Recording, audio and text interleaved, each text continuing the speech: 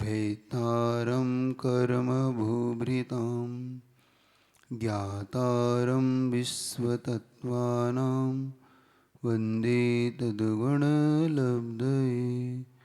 पंच परमेष्टि भगवान की, संत शिरोमणि आचार्य गुरुवर विद्यासागर जी महाराज की, आचार्य प्रवर समय सागर जी महाराज की जय। मुनि श्री 108 विशाल सागर जी महाराज की जय। चलिए, अध्याय 7 सूत्र नंबर 14 से आगे बढ़ेंगे। कल कहा गया कि इस लोक में असत्य का लक्षण क्या है, तो उनका असंविधानम, अप्रमत्त इसके साथ हर सूत्र के साथ अपने आप लग ही जाएगा। तो प्रमाद के योग से जो नहीं है, जैसा नहीं है, जैसा देखा नहीं, जैसा बोला वैसे बोल देना, या जैसा देखा हो वैसा नहीं कहना, या तो जैसा नहीं है वैसा कहना, अथवा जैसा देखा हो वैसा सत्य ना कह के विपरीत कहना, जिससे सामने वाले के ऊपर वह आपत्ति आ जाए, मृत्यु की मुख तक पहुंच जाए, तो इसका नाम असत्य है। कल हमने ये भी देखा कि शब्दों में कितनी जान होती है। शब्द किसी भी व्यक्ति के उत्साह को बढ़ाते भी हैं और किसी व्यक्ति के उत्साह को गिरा भी देते हैं, हताश कर सकते हैं आपके शब्दों में। तो शब्दों का प्रयोग, शब्दों की शक्ति का प्रयोग बड़ी सावधानी से किया जाए तो वह शब्द हमारे लिए बहुत ऊंचे उठा देते। तो असत्य नहीं बोलना, इससे निवृत्त होना, क्योंकि हम प्राचीन घटनाएं देख चुके हैं जिसमें हमने देखा कि एक व्यक्ति के द्वारा छोटा सा असत्य बोलने पर आज तक वह हिंसा की परंपरा चली आई। आपने नारद की कथा सुनी है, पर्वत, नारद और वसु। तो वसु जो राजा बना, उसने क्यों नरक गया, तो आपको पहले बता चुका हूँ कि उसने एक झूठ बोला था कि अज का मतलब बकरा होता है, और वह परंपरा आज तक हिंसा के रूप में जारी है। तो बड़े लोगों के द्वारा बोला हुआ झूठ बहुत निंदनीय हो जाता है, और कभी कभी वो बहुत प्रचलन में आ जाता है, संसार में उसकी प्रचलता बढ़ जाती है।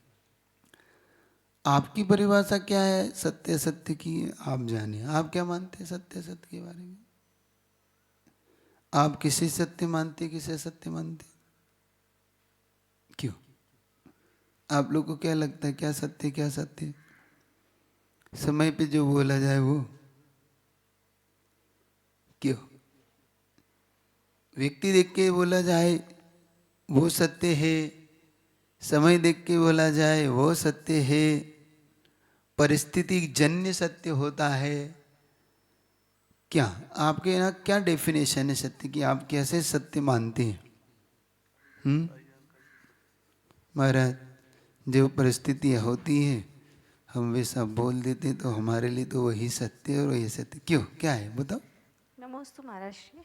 सच मतलब जो जैसा हुआ वैसा बोल देना उसको सच कहते हैं, लेकिन हम कभी कभी उसमें अपने हिसाब से मैनिपुलेट कर ऐड लेते कर हैं। लेते जी महाराज कुछ जी। कुछ, तो वो सत्य नहीं बचता, फिर वो तो मिलावटी हो जाता है ना।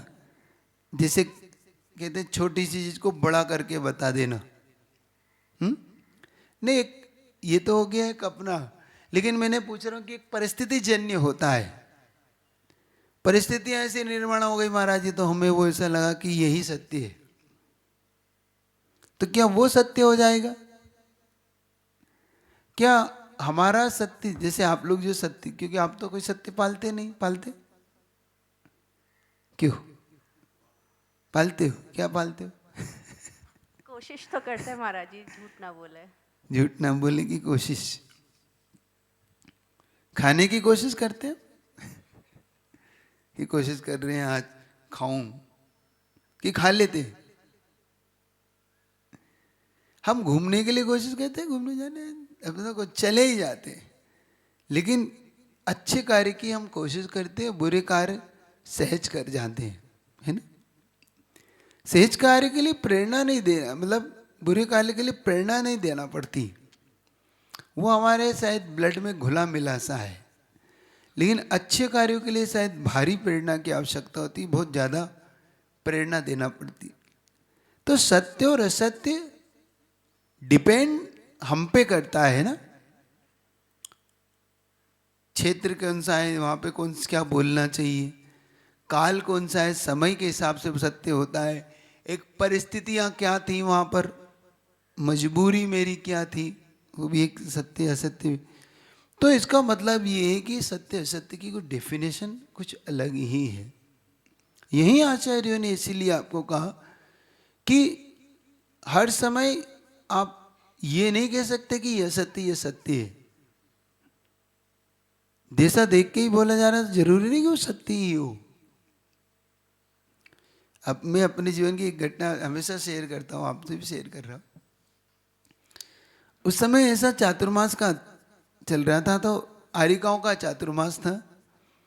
तो होता ही है कि जब 8-10 आरिकाएं थी तो ऐसे बैठते ही थे, तो सब के पास सबकी भाई ऐसा रहता है, कोई किसी के यहाँ वैयावती के लिए जाता था, कोई वैयावती मतलब हार कराने जाना, उनके साथ भाई जंगल जाना, उनके लिए व्यवस्थित करना, ये सब कोई ऐसा सौंप रखा था काम।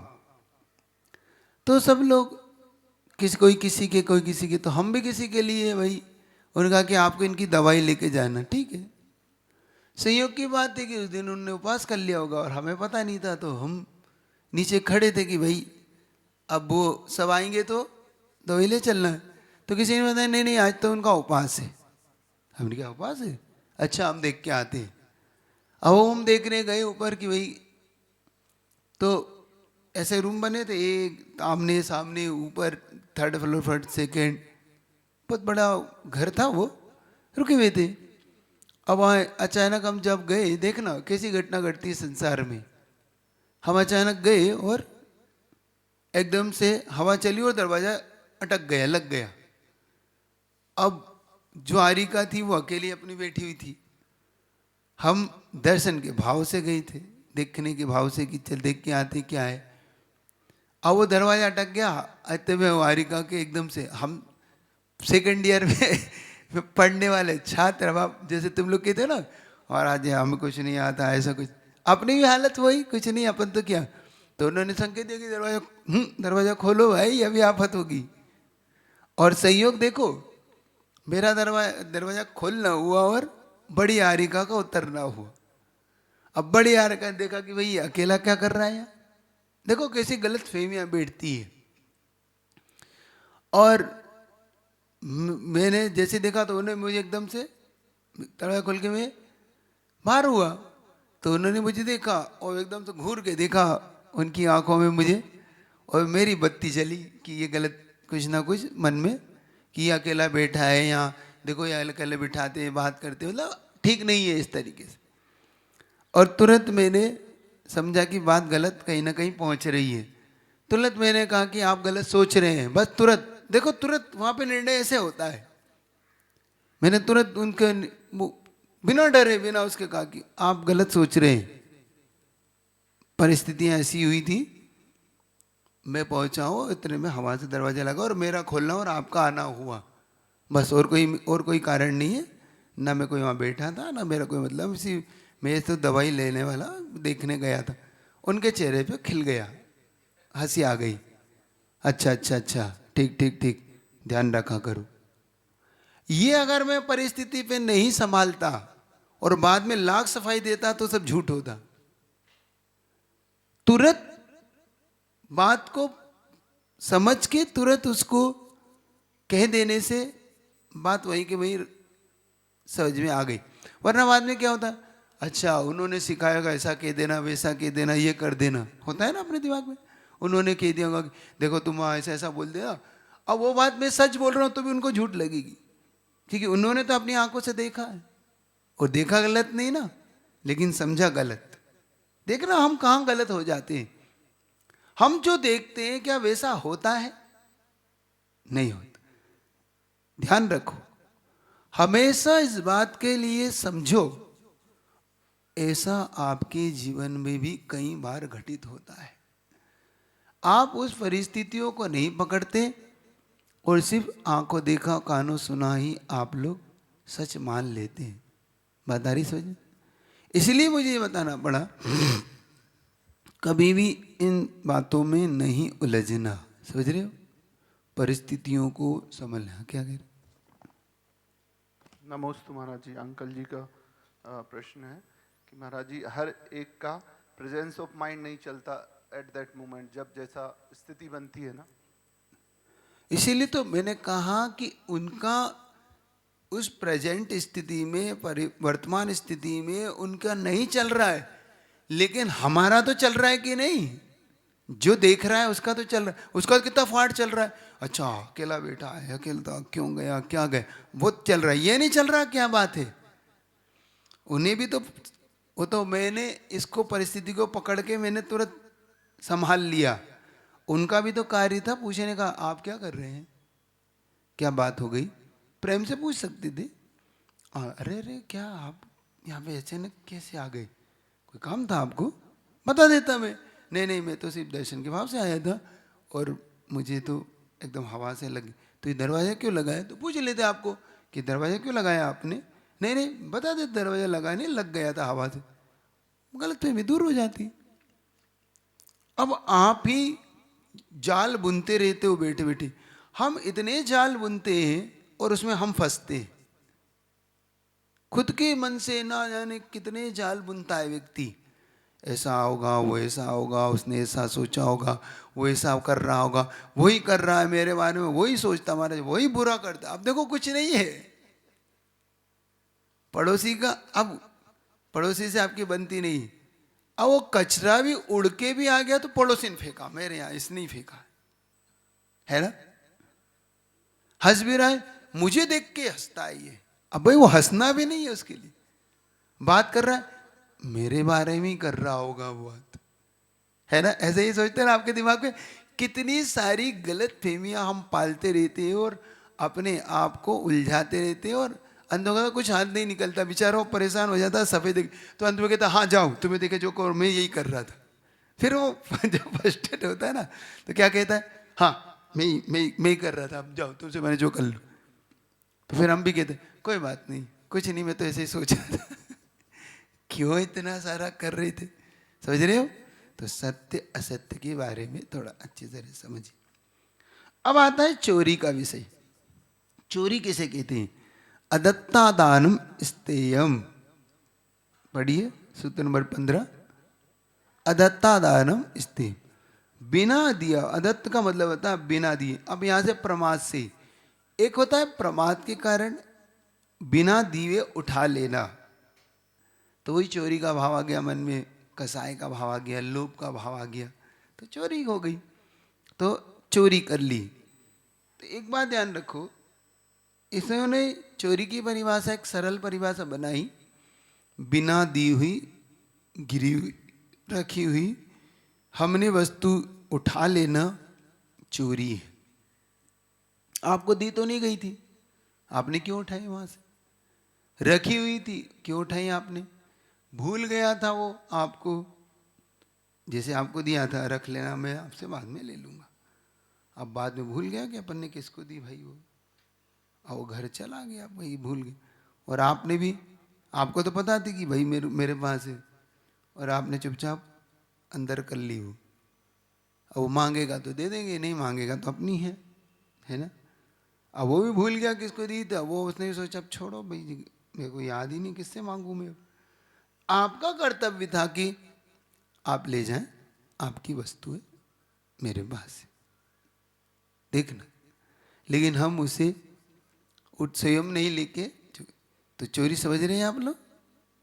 किसी की रखी हुई, भूली हुई, गिरी हुई, पड़ी हुई वस्तुओं को स्वयं उठाना या उठाकर किसी को दे देना। कभी कभी ये नेचर इतना ज़्यादा खराब हो जाता है व्यक्ति का कि वो चोरी को चोरी ही नहीं मानता। हम समझने का पुरुषार्थ करना, और एक बार ये गंदी आदत लग जाती है तो ये बड़े होने पर अथवा बड़े आदमियों की भी नहीं जाती। अरबपति आदमी हो जाए तो भी ये नेचर हो जाता है उसका।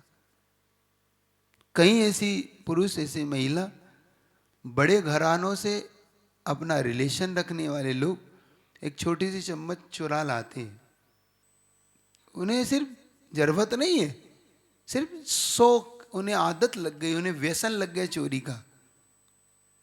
ये घटनाएं देखी हुई। कहाँ से लाता है आदमी? जैसे होटल जाएगा तो उठा लाएगा, कहीं से चोरी उठा लाएगा, उठा लाएगा कहीं की। अब होटल जाएंगे तो कहीं की साबुन उठा लाएंगे, कहीं की टॉवल उठा लाएंगे, कि चप्पल उठा लाएंगे। सुन रहे हो आप लोग? कहते हैं ना 5 स्टार होटलों में साधन रहते हैं आजकल, लेते हैं। अरे महाराज लेते भी तो 20-20 हजार रुपये, वो एक एक दिन के रूम के 50-50 रुपये। तो भाई उन्होंने लिया है तो फैसिलिटी दी है, तो चोरी के लिए थोड़ी दी है आपको। और इससे हमें क्या हासिल होगा? और मान लो कल से वो तुम्हारी अटैची खुलवा ले कि खोलना जरा आपकी अटैची तो क्या इज्जत रहेगी? सर आप, अब वो तो उस समय कुछ नहीं कहता, वो तो सर सर करता है, सर वो आपके इसमें हमारा टॉवल चला गया है। अब वो यही कह के खुलाएगा आपसे अटैची कि सर गलती से आपका टॉवल चला गया, आप अपने खोल के दे दीजिए। नहीं नहीं मेरे पास नहीं है। सर एक बार दिखा दीजिए, चेक करा दीजिए। और निकला तो फिर अब क्या है, क्या रह जाएगी? 50,000 रूम के देने वाला 500 रुपये का टॉवल वहां से उठा रहा है, क्या इज्जत है? क्यों करते हो ऐसे काम? इसको कहते अदत्ता दानम स्थेयम। सुन रहे हो?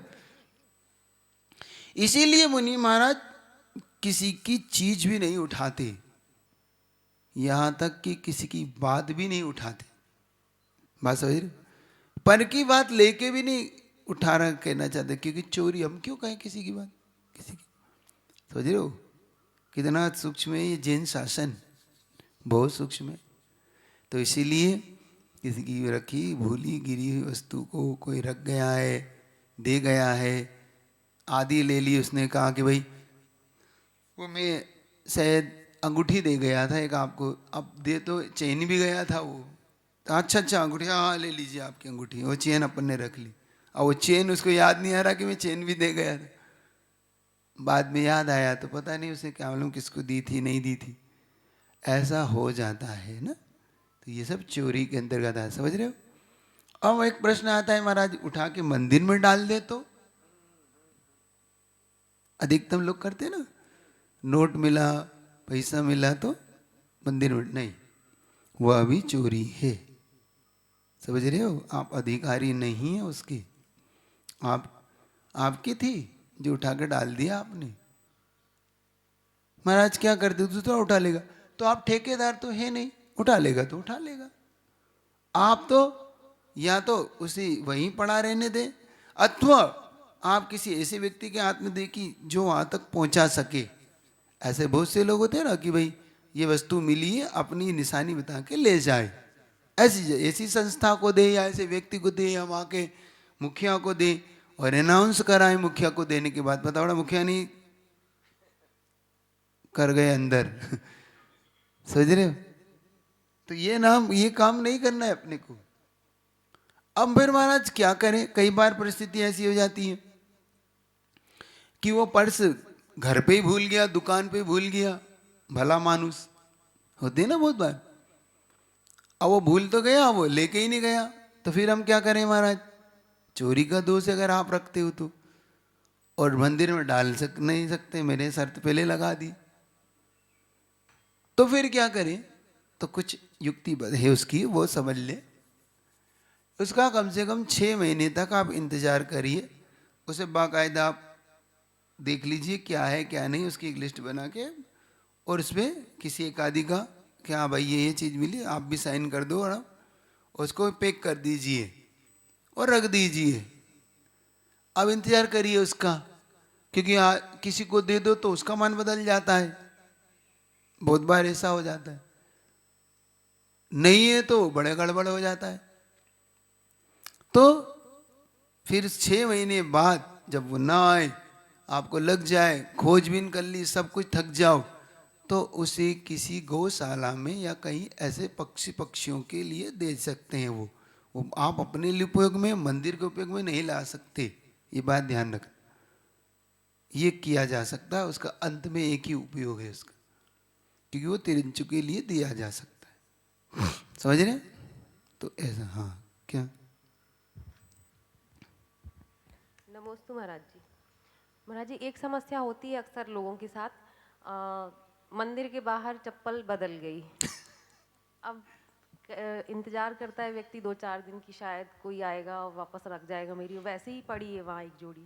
तो अब वो कंफ्यूज रहता है कि पहने नहीं पहने, क्या करें। क्यों तो नहीं ये पहनना ही नहीं है? क्योंकि वो हमारी नहीं है। पहली बात, जब हमारी है ही नहीं, अब हमारी कोई पहन गई या समस्या अपने सामने आ गई है कि अब तो कोई बात नहीं, हमारी ले गया ले गया, लेकिन हम किसी की नहीं लेंगे, क्योंकि हमारा चोरी करने का नियम त्याग है। तो जब चोरी करने नहीं है, और वो कोई लेगा तो ले लेगा, नहीं लेगा तो घोड़े पे जाएगी, हमें कोई मतलब नहीं। क्योंकि पहली बात, दूसरी बात, वैसे भी अच्छा नहीं माना जाता लोक व्यवहार में। मान लो वो किसी और की पहन गया, आप किसी और की पहन गए मान लो गलती से, और उसने रास्ते में कह दिया क्यों भाई साहब ये मेरी है, क्या रह जाएगा? अपनी तो इज्जत खराब हुई। और दूसरा, ऐसा भी माना जाता है कि किसी की अला बला लेना, उसकी अला बला अपने घर काहे को ले जाना? अपनी अला बला कोई ले गया तो ले गया, अपनी तो साढ़े की साढ़े साथी उतरी। ऐसा मानते हैं कि जिसको साड़ी की ले गया तो समझो आपकी साढ़े साथी उतर गई, ले गया अपने साथ वो शनि को, तो अपने को तो उसमें ही फायदा है। ठीक है ना? तो अपने को किसी को चप्पल नहीं छूना, किसी की वो नहीं लेना। और एक बात मैं मानता हूँ, ये तो एक छोटी सी सैंपल हुआ। क्या हम बड़े दृष्टिकोण में चोरी बचा सकते हैं, या चोरी के समय हमारी नीयत साफ होती है? ये तो एक बहुत ही सैंपल सी होती है, 10,000 5,000 मिल जाने पे हम ईमानदार हो जाते हैं। लेकिन क्या लाखों करोड़ों मिलने पर और ईमानदार रह सकते हैं? तब ईमानदारी की बात आती है। एक घटना आपके सामने ला रहा हूँ। वो आदमी चाहता तो बेईमानी भी कर सकता था, वो आदमी चाहता तो ईमानदारी भी रख सकता था। और रियल घटना, एक आसाम की घटना है वो। तो वो गुरुजी के पास दर्शन करने के लिए आए। उस समय संयोग की बात थी, उस समय हम लोग उस समय एमपी में कहीं थे। तो अचानक उसको फ़ोन आया कि आपके घर में चोरी हो गई है, आप तुरंत आ जाएं। अब उसको आसाम जाने में, टिकट बुक कराने में 1 दिन लग जाएगा, फिर जाऊंगी 2 दिन लग जाएंगे, दिल्ली से चेंज करूंगी, वहाँ से फिर कलकत्ता जाऊँ, कलकत्ता से फिर चेंज करूंगी, फिर आसाम पहुँचूँ, ऐसे 2-3 फ्लाइट। तो उसको लग रहा था कि भी 2-3 दिन तो पहुँचते। अब वो महिला अकेली थी, घर में वैसे पुरुष सदस्य थे ही नहीं, उनके पति का ऑफ हो चुकी थी। अब क्या करूं, कैसे करूं? और संपत्ति वही थी उनके पास, जो कुछ था। उन्होंने कहा अब हो गया, अब जो होना था तो अब भगवान क्या होगा। फिर भी घबराते हुए जल्दी जल्दी मेरे पास आए कि महाराज आशीर्वाद दो, क्या करें? मैंने कहा आशीर्वाद है, शांति रखो, और देखो जो होता वो किसी के हाथ में तो नहीं, लेकिन पहले अपने आप को सुरक्षित करके जाओ। मतलब ऐसा नहीं हो कि तुम्हें कुछ हो जाए, पता बड़ा कभी कभी अटैक आ जाता है, कुछ हो जाता है, पता बड़ा डिप्रेशन है, हम ही ऑफ हो गए, कुछ हो गया कि फिर बच्चों कौन संभालेगा? तो उन्होंने कहा नहीं नहीं मुझे विश्वास है। मैंने कहा गुरुजी का विश्वास रखो, गुरुजी का आशीर्वाद, सब अच्छा होगा। वो पहुंचे। एक ऊपर एक्चुअली में जिन्होंने खबर की थी, ऊपर किराएदार था, उसने खबर की थी, नीचे उनका पूरा था, ऊपर किराएदार को रख रखा था उन्होंने। और उन्होंने तुरंत किराएदार को आया तो देखा पुलिस वाले नीचे छानबीन कर रहे हैं, उनका पुलिस ने रिपोर्ट कर दी थी, देख रहे हैं कुछ नहीं हो, तिजोरी खाली पड़ी उनकी। उनके हो गया बंटा डाल, हो गया, जीवन की सारी संपत्ति गई। अब पति नहीं है, संपत्ति चली गई, अब जो कुछ होगा भगवान, अब क्या होगा? आंसू से आंखों में भर आए कि अब कैसे करूंगी, क्या चलाऊंगी। पुलिस वालों ने कहा कि क्या क्या था? उनके हमारी पूरी जीवन की संपत्ति थी, थोड़े बहुत सोना चांदी और नगद जो थी मैं इसी में रख के गई थी, और क्या अब कुछ नहीं बचा। कोई बात नहीं। अब वो पुलिस वाले जब तक गए तो उन्होंने कहा दीदी थोड़ा ऊपर आओ, मैं आपके पास मिलना चाहता हूँ। जो उसका जो किराएदार था दीदी आई तो उसको लगा कि भाई पानी कुछ सांत्वना देने के लिए ले जाए, चले गए ऊपर। उन्होंने अंदर से दरवाज़ा लगाया और कहा दीदी ये सामान देखो, यही है आपका पूरा, सुन रहे हो? ये सामान, सोना चांदी जितना नगद था 1-1.5 करोड़ का जो कुछ था सब कुछ सेफ। देखना पुण्य का उदय होता है तो कैसा मिलता है। अरे मेरा तो सब मिल गया, सब बच गया, इसमें तो कुछ 1 रुपया भी नहीं गया। क्योंकि हाँ दीदी, मतलब वो उसने बहन बोलता था कि बहन देखो, मैंने एक्चुअली में हुआ कि रात में जब यहाँ पर आवाज़ आई, मुझे कुछ लगा कि नीचे कोई है, और मुझे तो पता था आप गए, तो मैंने थोड़ा सा आवाज़ की कौन है कौन है कौन है, तो वो चोर जो था वो तिजोरी खोल ली थी उसने पूरी, और वो भागा। वो जैसे ही वो भागा तो अब मेरे दिमाग में एक ही बात थी कि भाई ताला टूट चुका है, रिपोर्ट लिखाना जरूरी है और आपको फ़ोन करना जरूरी है। अगर नहीं लिखाता हूँ तो मैं और आपको फ़ोन नहीं करता हूँ तो आपकी शंका मुझ पे होती है। अब समस्या ये थी कि पुलिस को मैं बता नहीं सकती थी, क्योंकि अगर मैं बताती तो पुलिस कम क्या होता पता नहीं, मिलता कि नहीं मिलता आपको ये। और ये बात सच है कि खतरा चोरों से कम चौकीदारों से ज्यादा होता है ना। तो इसीलिए मैंने युक्ति लगाई कि पहले मैंने सारा आपका इकट्ठा किया और ऊपर ले जाके सुरक्षित रख दिया, फिर फोन लगाया आपको, फिर आप बुलाया। लेकिन कितनी बड़ी रिस्क थी पता है इसमें। जरा सा भी पुलिस शंका करके ऊपर अगर खोजबीन करती तो लाख कहने पर भी तुम, सफाई देने पर भी तुम साहूकार सिद्ध नहीं होते। ये तो बाद में उसने समझ के दे दिया और उसने ले लिया और उसने धन्यवाद मान लिया। लेकिन सोचो चोरी क्या हो जाती है, कैसे जीवन में संकटों से उभरा जाता है। समझ में आ रही बात आपको। तो नियत का खेल है, वो चाहता तो नियत खराब भी कर सकता था और उसने दे भी दिया, नहीं तो वो उसको गोल कर सकता था, कहीं और पहुंचा के कह देता कि मुझे नहीं पता, मैंने तो आपको फोन लगाया, अब क्या कर ले। तो ये चीजें समझने का पुरुषार्थ करना, किसी की रखी हुई भूली हुई चीजें कभी नहीं उठाना। उठाओ तो कैसे, समझ में आ गया। इसमें कोई आपको समझना तो नहीं है। तो ये सूत्र नंबर, क्योंकि आपका समझा हुआ सब चीजें इसमें, इसको आगे अब आता है अब्रह्म। क्या कहलाता है? मैथुन म ब्रह्म। मैथुन की क्रिया चारित्र मोहिनी के उदय से स्त्री पुरुष के बीच में होने वाली जो क्रिया है, इसको अब्रह्म कहते हैं। अब्रह्म का मतलब एक होता है मानसिक, शारीरिक, वाचनिक। तो एक बात ध्यान रखो, आपके यहाँ जैन शासन में, हमारे यहाँ पर सबसे अच्छा है ये कि जो शादी का रिलेशन है, विवाहिक जीवन है, एक ऐसा सदा संतोष व्रत के साथ जब बिताता है तो वो अब्रह्म नहीं है उसका। लेकिन इसके अलावा अन्य के प्रति वो झुकता है, अन्य के प्रति आकर्षित होता है, तो ये उसका अब्रह्म है पहला। अब वो मन से झुकता है, वचनों से झुकता है, काय से झुकता है। एक चीज बहुत आप सबसे कहना चाहता हूं, एक गलती आप लोग अगर करते हो तो उस गलती को सुधारिएगा, वो नहीं करना कभी जीवन में। कभी ऐसी वेबसाइट नहीं देखिए, अकेले में मत देखिए, साथ में बैठ के भी मत देखिए।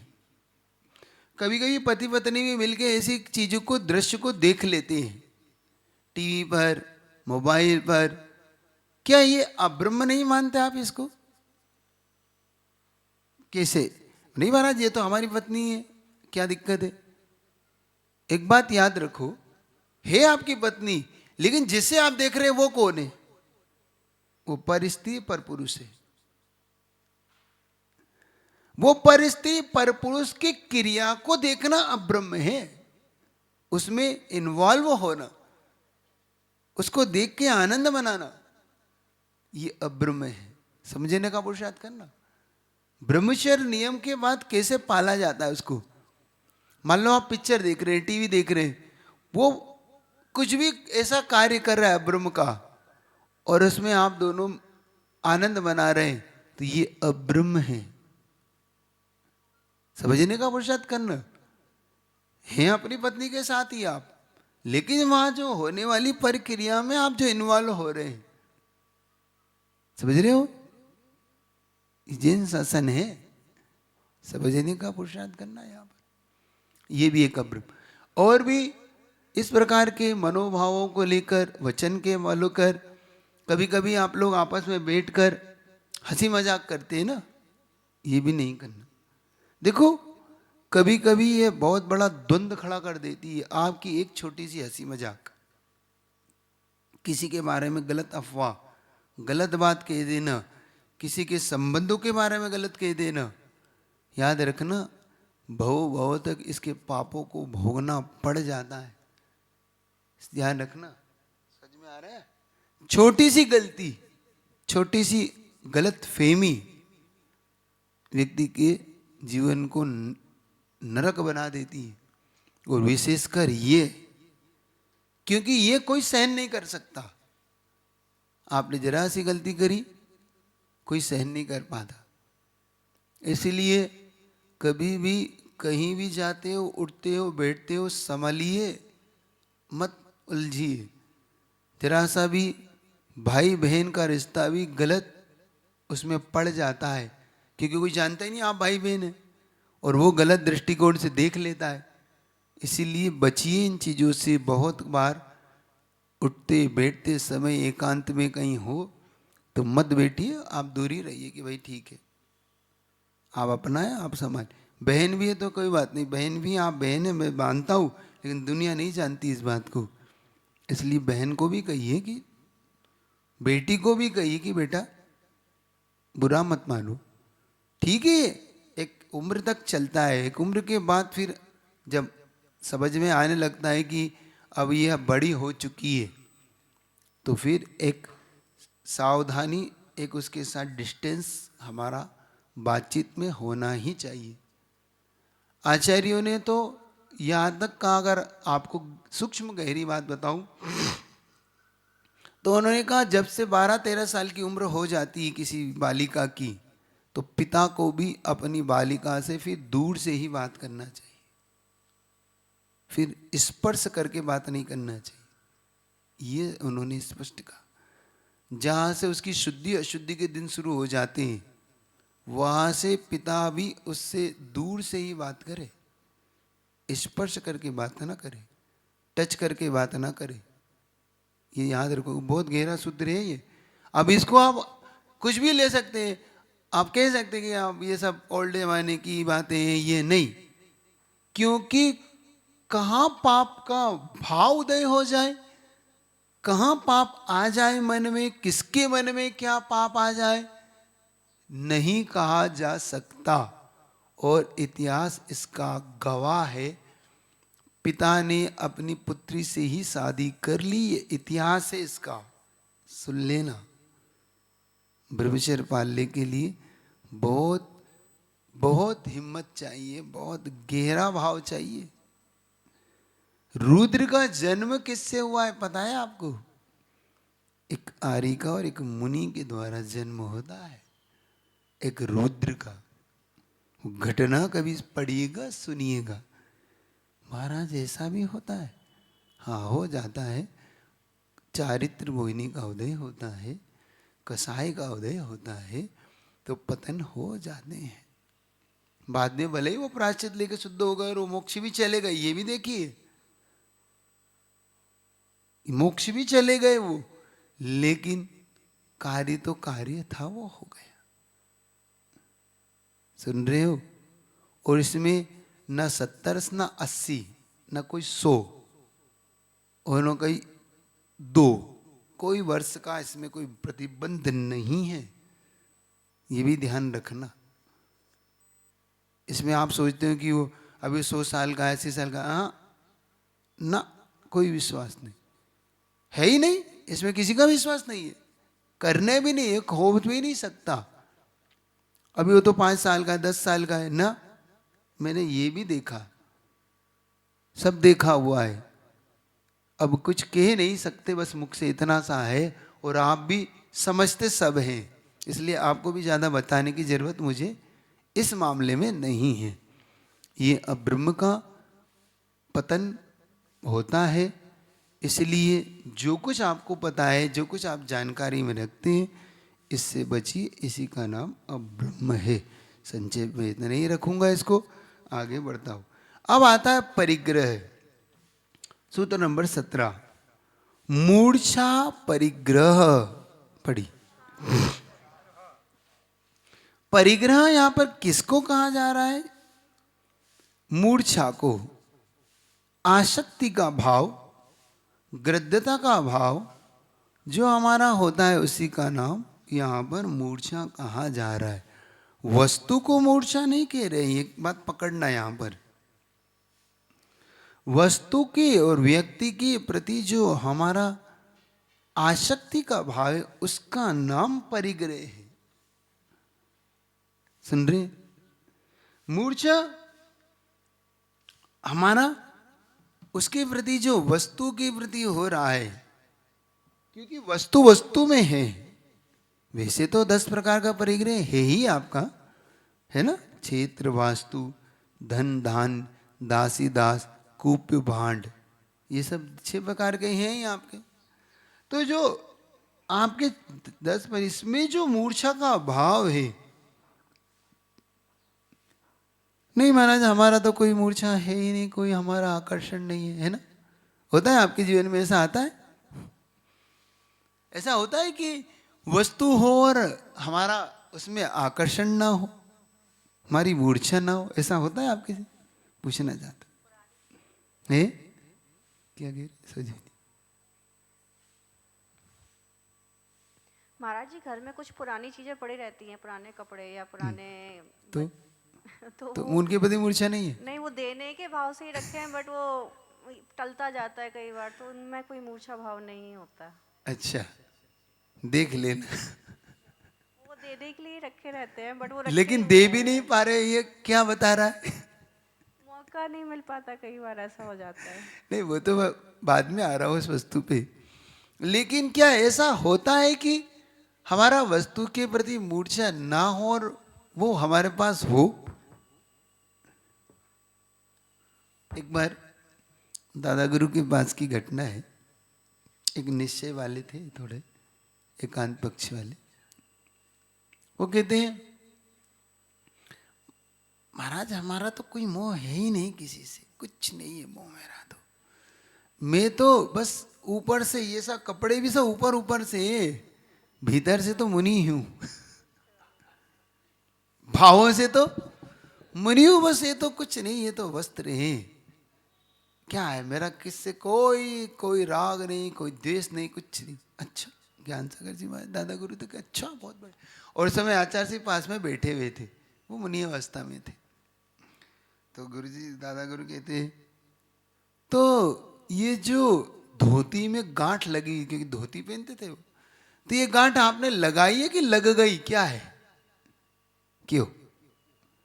जैसे पुरुष वर्ग होते हैं ना, जब धोती पहनते तो गांठ लगाते हैं ना वो, तो ये गांठ लगती है कि लगाई जाती? क्या करते हैं आप लोग? स्वयं धोती उठ के लग जाती गांठ? गांठ लगाना क्या है? तो दादा गुरु ने कहा कि एक काम करना, ये उठे तो इनकी धोती की गांठ खींच देना। क्यों? जब आपका उससे कोई राग द्वेष नहीं है ना, तो खुल जाए कि पहन जाए, इससे क्या फर्क पड़ता है आपको? जिसको मेरा राग द्वेष नहीं है, उसकी कोई चीज उठा ले या धले, उसको कोई फर्क पड़ता है? नहीं पड़ता। क्यों? मेरी है ही नहीं। जैसे मान लो मैं यहां बैठा हूं, अब यहां से कोई ये उठा ले जाए, ये उठा ले जाए, मेरा कोई राग द्वेष नहीं, ले जाए, क्योंकि मेरी उसके प्रति मेरा अटैचमेंट नहीं है। जब मेरा उसके प्रति अटैचमेंट ही नहीं है तो, क्योंकि मैंने उसको अपना माना ही नहीं है। लेकिन जिसके प्रति मेरा राग होगा, फिर वो कोई हाथ भी लगा ले तो क्या होता है आपके अंदर, क्या घटित होता है? तो मूर्छा का नाम परिग्रह है, इसको आप यह समझने का पुरुषार्थ करेंगे तो ये भाव बहुत गहरा है। सूत्र बड़ा अच्छा है, इसको आज इतनी जल्दी छोड़ूंगा नहीं, मैं थोड़ा सूत्र को आगे लूंगा। सभी तो आपका हो गया, तो इतना ही रखता हूं। और भी सूत्रों को अच्छे से समझेंगे, आपको अच्छा लगेगा। इसके बाद बहुत सारी ऐसी चीज़ आएंगी जो आपको गजब की चीज़ आने वाली है, जो आपको बहुत से अच्छी चीज़ों को देने वाली है। अच्छा सूत्र आने वाला है, चलेगा, इतने रखता हूँ। जिन वाणी के ज्ञान से सूझे लोग लोग सुवाणी।